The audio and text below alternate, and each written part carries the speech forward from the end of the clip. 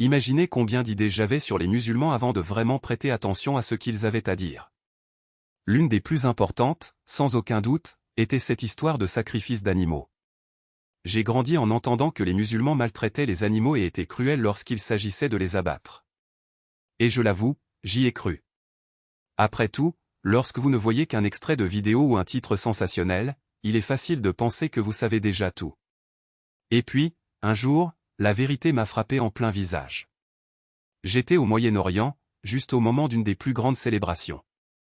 Je m'attendais à trouver de l'agitation, du bruit, peut-être même de la violence. Au lieu de cela, j'ai vu une famille entière, père, mère, 2 enfants rassemblés autour d'un mouton. Il n'y avait ni rire, ni frimeur. Le père avait la tête baissée, les enfants se taisaient. Il a dit une prière, calmement, avec gratitude. Ce n'est qu'à ce moment-là qu'il a accompli ce qui devait être fait. Et une fois terminé, rien n'a été gaspillé. La viande nourrissait les voisins, les amis, les personnes dans le besoin et même les étrangers. Je restais là à penser, attendez, ce n'est pas de la cruauté. C'est du respect. C'est à ce moment-là que j'ai commencé mes recherches. Et ce que j'ai découvert m'a laissé stupéfait. L'islam ne glorifie pas l'abattage des animaux. Il honore la vie elle-même. Chaque règle, chaque détail est une question de miséricorde. Même le sacrifice est un rappel, la vie est sacrée, et elle ne peut être prise qu'au nom de ceux qui l'ont donnée. C'est lourd, n'est-ce pas? Parce qu'en fin de compte, il ne s'agit pas de massacre. C'est une question d'humilité. Se rappeler que nous ne sommes pas les propriétaires de la vie, mais seulement ses gardiens temporaires. Un jour, j'ai demandé à un frère musulman, comment conciliez-vous cela avec la gentillesse? Il a répondu, vous ne tuez pas pour le plaisir, vous ne faites pas de mal pour le sport. Vous le faites rapidement, avec respect et juste pour nourrir les autres. Aucun de ces animaux n'est gaspillé. C'est du culte, pas de la cruauté. Et là, à ce moment-là, je me sentais petite. Parce que la façon dont il parlait, l'émotion qu'il transmettait, ce n'était pas un rituel froid. C'était un homme remerciant Dieu pour sa subsistance. Mais ce qui m'a vraiment secoué, c'est ce qui s'est passé ensuite. Cette même nuit, il aperçut un chat errant, maigre et boiteux de faim. Savez-vous ce qu'il a fait? Il ôta la tunique blanche qu'il portait, enveloppa l'animal et le transporta dans un endroit sûr. Je restais là, sans voix. Attendez une minute, cet homme est-il cruel? C'est alors que tout est devenu clair. Le monde juge un instant sans même comprendre. Voyez le couteau, mais pas la prière. Voyez le sacrifice, mais pas la miséricorde. Lorsque vous étudiez véritablement l'islam, vous découvrez qu'il est fondé sur la compassion. Et cela ne concerne pas seulement les humains, cela s'étend aux animaux, à la terre, à tout ce qui respire. Le prophète Mohammed, que la paix soit sur lui, a dit quelque chose que je n'ai jamais oublié, il y a une récompense à être bon envers toute créature vivante. Pensez-y. Chaque créature vivante. Cela inclut le chat sous votre voiture, l'oiseau dans votre fenêtre, le chien enchaîné dans la cour. Dieu regarde comment vous les traitez. Et mon ami, ça change tout. J'ai parcouru le Coran et il ne s'agissait pas seulement des êtres humains. Il y a un chapitre entier intitulé La fourmi. Un autre appelé l'abeille. Même les troupeaux sont mentionnés. Attendez une minute, est-ce que Dieu parle des fourmis maintenant? Oui. Et le message est clair, la miséricorde n'est pas facultative. C'est un mode de vie. Cela m'a fait repenser mes propres actions, car j'ai réalisé que je choisissais à qui faire preuve de miséricorde. J'ai fait attention à ceux qui me plaisaient, à ceux qui me faisaient sourire, peut-être à quelqu'un qui me faisait pitié. Mais un chien errant, un oiseau, une vache? Cela ne m'a jamais traversé l'esprit. J'ai donc appris une chose, si vous tuez un animal pour le sport, Dieu vous interrogera. Et puis j'ai réalisé à quel point nous normalisons la cruauté. On chasse pour le plaisir, on le filme, on le publie sur les réseaux sociaux pour obtenir des likes. Pendant ce temps, toute une religion dit, ce n'est pas cela la force, c'est le manque de cœur. Ça faisait mal. Ils ont un récit dans lequel le prophète a vu un homme aiguiser son couteau devant l'animal et a demandé, veux-tu le tuer 2 fois? 2 fois ou 1 fois par peur, 1 fois par douleur. Cette phrase m'est restée, car il ne s'agissait pas de cruauté. C'était une question d'empathie. Du respect de la vie qui est prise. Si ce n'est pas la forme de conscience la plus élevée, alors je ne sais pas ce que c'est. Avant, je pensais que les musulmans étaient cruels. Aujourd'hui, je constate qu'ils sont simplement plus prudents. Ils ne considèrent pas la vie comme quelque chose de banal. Ils ne mangent pas sans gratitude. Ils n'agissent pas comme si le monde était un endroit à explorer sans limite. Et c'est peut-être pour cela que, même dans l'acte que nous comprenons le plus mal, il y a plus de miséricorde que nous ne sommes capables de voir. Ce que j'essaie de dire, c'est que nous devons arrêter de juger les gens pour les moments que nous ne comprenons pas. Parfois, ce qui ressemble à de la cruauté est en réalité de la compassion envers une conscience. Et souvent, ceux que l'on accuse d'insensibilité sont précisément ceux que Dieu aime par sa miséricorde. J'ai passé toute ma vie à penser que force était synonyme de ténacité. Ne pleure pas, ne faiblissez pas, avancez. C'est comme ça que j'ai été élevé. Les vrais hommes ne font pas preuve de faiblesse. Mais ensuite j'ai commencé à écouter comment l'islam parle de miséricorde, et j'ai découvert quelque chose d'incroyable, en islam, la miséricorde est la force. J'ai lu l'histoire d'une femme qui a eu une vie difficile, pleine d'erreurs. Un jour, il vit un chien mourir de soif. Il ôta sa chaussure, la remplit d'eau d'un puits et donna à boire à l'animal. Le prophète Mohammed, que la paix soit sur lui, a dit que Dieu lui a pardonné tous ses péchés grâce à cet acte de bonté.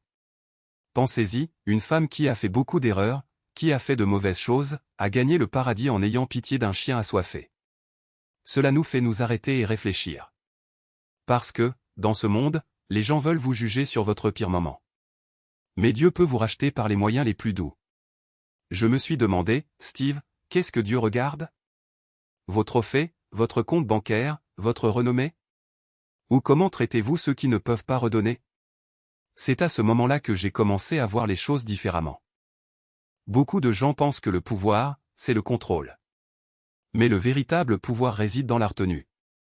Vous pouvez souffrir, mais vous ne souffrez pas. Vous pouvez le prendre, mais vous ne le prenez pas. Vous pouvez l'ignorer, mais vous ne l'ignorez pas. C'est ce qu'enseigne l'islam. Et ça m'a durement touché. Il y a un verset du Coran qui dit, « Si celui-ci est le créateur de l'univers, qui sommes-nous pour agir comme si la miséricorde nous affaiblissait ?» J'ai commencé à penser au leadership, au fait d'être un homme, un père, un mari. Combien d'entre nous confondent autorité et arrogance? Nous pensons que crier nous rend fort, alors qu'en réalité, c'est la miséricorde qui mérite le respect. Avez-vous déjà remarqué comment les animaux perçoivent l'énergie? Ils ne comprennent pas les mots, mais ils captent l'esprit. Si vous arrivez en colère, ils se recroquevillent. S'ils arrivent en paix, ils se calment. Imaginez maintenant quel genre de personne vous devenez lorsque même les animaux font confiance à votre esprit. C'est le niveau de paix que je veux atteindre. Un sage que j'ai entendu dire un jour que le prophète, même seul, raccourcirait ses prières s'il entendait un bébé pleurer, afin que la mère ne s'inquiète pas. Oui, c'est ça le leadership. C'est de la compassion. Et cette prise de conscience ne concerne pas que les moments faciles. Ce n'est pas seulement lorsque le monde nous regarde. C'est quand personne ne voit, quand il n'y a pas d'applaudissements, quand le seul témoin est le silence du ciel. C'est là que la vraie miséricorde se révèle. Parce que Dieu ne mesure pas votre foi par ce que vous faites sur scène, mais par ce que vous faites dans les coulisses de votre vie. Vous vous souvenez de cette histoire de l'homme qui donnait de l'eau à son chien assoiffé dans le désert? Il ne cherchait à impressionner personne. Il n'y avait ni caméra, ni public. Juste lui, l'animal et la soif. Et par ce seul acte, il entra au paradis. Maintenant, dites-moi, si un geste aussi simple peut avoir autant de poids, qu'est-ce que cela dit de nos journées? Combien d'occasions de miséricorde avons-nous manqué simplement parce que personne ne nous regarde? Combien de fois nous détournons-nous pour ne pas voir la souffrance des autres, juste pour ne pas avoir à agir? La miséricorde n'est pas un détail dans la foi. C'est son cœur. C'est ce qui transforme la prière en action, la croyance en vie. Le prophète n'a pas seulement enseigné avec des mots, mais avec chaque respiration. Lorsqu'il voyait un esclave se faire maltraiter, il ne disait pas « c'est mal » et ne passait pas à autre chose. Il a acheté la liberté de cette personne. Lorsqu'il a vu une femme pleurer pour un enfant perdu, il ne s'est pas contenté de lui offrir du réconfort. Il s'est assis à côté d'elle et a pleuré ensemble. Ce n'est pas de la théorie. C'est de la pratique. C'est ce qui arrive lorsque la foi cesse d'être un concept et devient chair et sang. Et tu sais ce qu'il y a de plus beau? Cette miséricorde n'est pas exclusive au « parfait ». Ce n'est pas seulement pour les saints ou les érudits. C'est pour le pécheur qui se repent, pour le faible qui essaie d'être meilleur, pour l'homme ordinaire qui se réveille chaque jour et décide, malgré ses défauts, d'être un peu plus gentil qu'il ne l'était hier. Parce que Dieu ne demande pas la perfection. Cela demande des efforts. Il demande du cœur. J'ai vu des gens qui priaient 5 fois par jour, mais traitaient leur femme comme un objet. J'en ai vu d'autres qui pouvaient à peine réciter le Coran, mais qui faisaient preuve d'une patience infinie avec leurs enfants, d'une générosité sans limite avec leurs voisins. Et puis je demande, lequel des deux était le plus proche de ce qu'enseigne l'islam? Parce que la miséricorde n'est pas une liste de contrôle. Ce n'est pas quelque chose que vous marquez comme terminé et que vous passez à autre chose. C'est un état d'être. C'est ainsi que vous vous réveillez le matin et décidez qu'aujourd'hui, quoi qu'il arrive, vous ne quitterez pas le monde plus difficile que vous ne l'avez trouvé. Et ne vous y trompez pas, ce choix n'est pas facile. Parce que le monde va vous tester. Cela vous dira qu'être gentil, c'est être faible, que pardonner, c'est perdre, que prendre soin est une perte de temps. Mais c'est précisément là que la foi est mise à l'épreuve. Quand vous choisissez la miséricorde, même si cela n'a pas de sens, même si cela fait mal, même si personne d'autre ne ferait de même. Car au final, la récompense n'est pas dans les applaudissements des autres. C'est dans la paix qui vient seulement quand on sait que, dans le silence de la nuit, on a fait la bonne chose. Vous vous souvenez de cette histoire de l'homme qui portait une branche d'arbre pour ne pas blesser une fourmilière? Cela semble exagéré, n'est-ce pas? Mais ce n'est pas le cas. C'est exactement le point. La miséricorde n'a pas de limite. Elle ne choisit pas qui le mérite. Elle l'est tout simplement. Et quand tu commences à vivre ainsi, quelque chose change en toi. Vous arrêtez de voir le monde comme un lieu à conquérir et commencez à le voir comme un lieu où il faut prendre soin. Vous arrêtez de demander « qu'est-ce que cela m'apporte » et commence à demander « comment puis-je aider ?» Et c'est là que la magie opère. Parce que lorsque vous traitez les autres avec miséricorde, vous ne changez pas seulement leur vie. Vous changez le vôtre. Vous commencez à mieux dormir. Commencez à vous regarder dans le miroir et à aimer ce que vous voyez. Vous commencez à sentir que, même dans les jours les plus difficiles, il y a une lumière en vous qui ne s'éteint pas. Et cela, mon frère, ma sœur, c'est ce que l'islam appelle iman, une foi qui ne consiste pas seulement à croire, mais à vivre. Alors la prochaine fois que vous penserez à la miséricorde, ne pensez pas seulement aux grands gestes. Pensez au sourire que vous faites au caissier de l'épicerie, au temps que vous prenez pour écouter un ami, à la patience que vous avez avec ceux qui vous irritent. Pensez aux animaux que vous nourrissez, aux plantes que vous arrosez, aux déchets que vous ramassez dans la rue. Parce que la miséricorde n'est pas un événement. C'est une habitude. C'est la somme de toutes les petites choses que vous faites quand personne ne vous regarde. Et si vous doutez encore de la puissance de cela, rappelez-vous, le prophète a dit que Dieu est plus miséricordieux envers ses serviteurs qu'une mère ne l'est envers son enfant. Maintenant, imaginez, si même la plus petite de ces créatures, un oiseau, un insecte, un chien mérite cette miséricorde, qu'est-ce que cela dit de vous? Sur moi? De quoi sommes-nous capables d'être? Alors je vous le dis, commencez dès aujourd'hui. N'attendez pas demain. N'attendez pas de vous sentir prêt. Parce que la miséricorde n'est pas un destin. C'est un chemin. Et chaque pas que vous faites, aussi petit soit-il, est un pas vers Dieu. Et au final, c'est tout ce qui compte. Ni combien vous avez prié, ni combien vous avez jeûné, ni combien vous savez. Mais combien tu l'as aimé. Combien tu as pardonné. Comme tu as été miséricordieux. Parce que le jour du jugement, lorsque les paroles auront du poids et que les actions compteront, ce ne sera pas votre connaissance qui vous sauvera.